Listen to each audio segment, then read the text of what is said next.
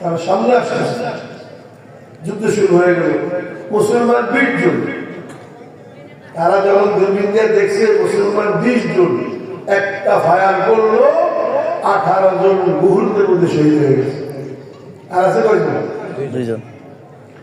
ওই 2 জন পিছনে দেয়, ভাই ভাই লাশ গুলো নিয়ে যাও, আমরা সবাই শহীদ হয়ে গেছি।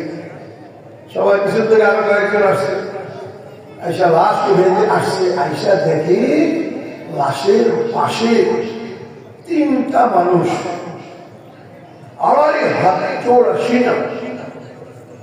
সিনা কত হাত? 2.5 হাত।